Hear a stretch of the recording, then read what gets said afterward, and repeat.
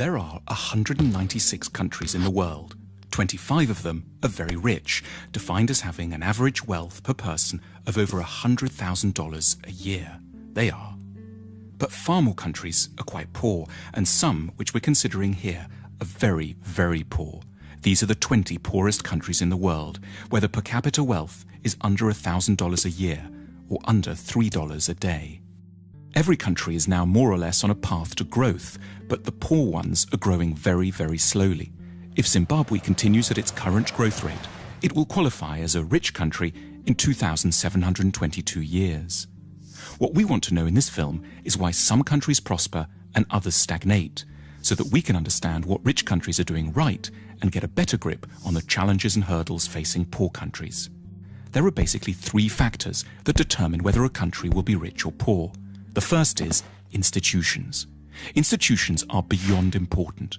Broadly speaking, rich countries have good institutions and poor ones have very, very bad ones. The correlation between poverty and corruption is direct. The richest countries in the world are quite simply invariably also the least corrupt ones. And the most corrupt countries are also the poorest. When countries are corrupt, they can't collect enough taxes to get the good institutions they would need to escape the poverty trap. Half of the wealth of the world's poorest 20 countries goes into offshore accounts. Lost revenues in these countries totals between $10 and $20 billion a year. Meanwhile, without an adequate tax base, poor countries can't invest in police, education, health and transport.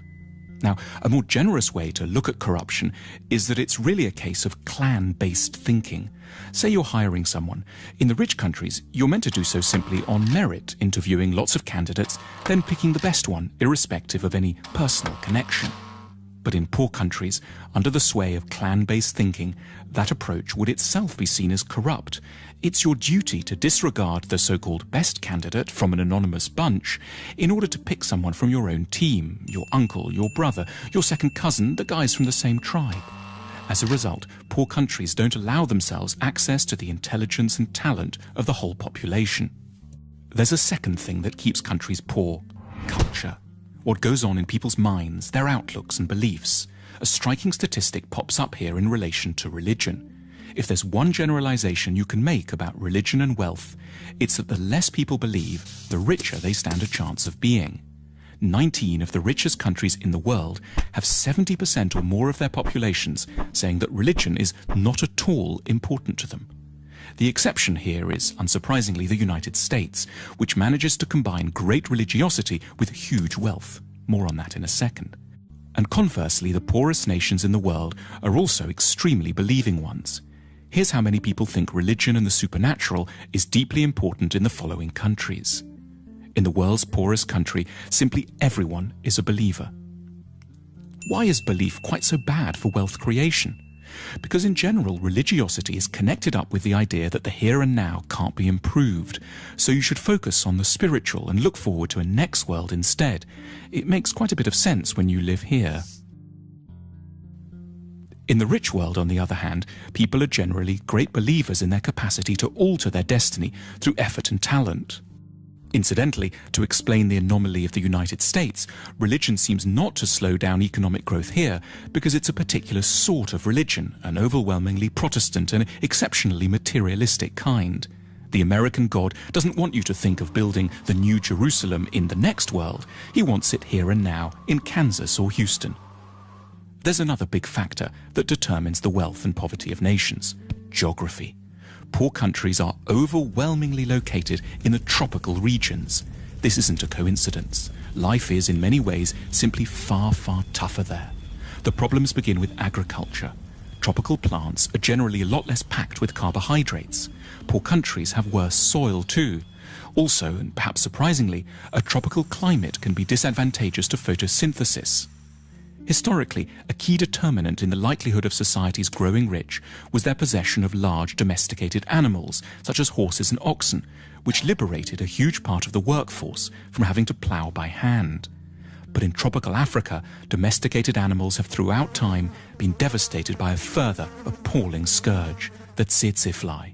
This small fly, exclusively present in Africa because of its heat and humidity, knocks out animals on an enormous scale, making them sleepy or inactive, and has had a profound effect on the ability of Africans to develop technology, increase agricultural productivity, and amass wealth.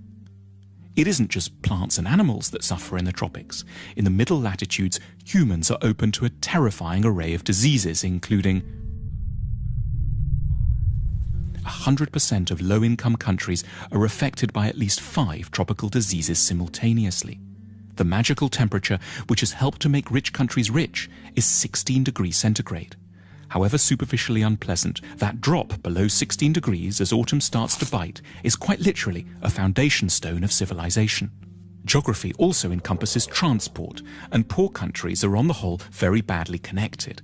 Landlocked Bolivia and semi-landlocked Paraguay are the poorest nations in South America.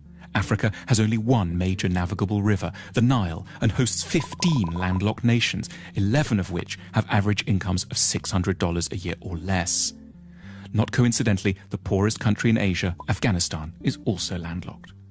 Then there's the matter of natural resources. Natural resources like oil or precious metals can be real trouble, and paradoxically, poor countries tend to have them in spades. These natural resources are what economists call intensifiers. They will help to make a country with good institutions richer, but one with bad institutions get even poorer, precipitating what's called the resources trap. So the Democratic Republic of the Congo is one of the world's most mineral-rich countries, holding most of the world's coltan, which every mobile phone has a bit of inside. But natural resource wealth helps elites to grab money without requiring the cooperation of the whole society. If the only way to grow wealthy is to assemble high-tech aero engines, for example, you're going to need your whole society to buy into the project. But if you just need to extract a few minerals, you can do so with a small labour force, some guns, and an airstrip long enough to ferry your loot out to market. The wealth from coltan keeps DRC armed rebels in guns and corrupts every level of society. So how should one weigh up the relative importance of all these different factors, institutional, cultural, and geographic, in determining the wealth of nations? There's no hard and fast rules, but as a guide one can suggest that 50% of a nation's wealth comes down to the state of its institutions, 20% is due to its culture, and 10% each can be allocated to latitude, connectivity with the rest of the world, and geological good fortune. If you're a policymaker, this discussion has wide practical implications. But at a more personal level, one might take away 2 things from it. Firstly, modesty. You should have a better idea of what you owe your individual success to, which is not so much your own hard work or fine mind, as the broader society you live in, which was produced over centuries and which you now draw benefit from unknowingly.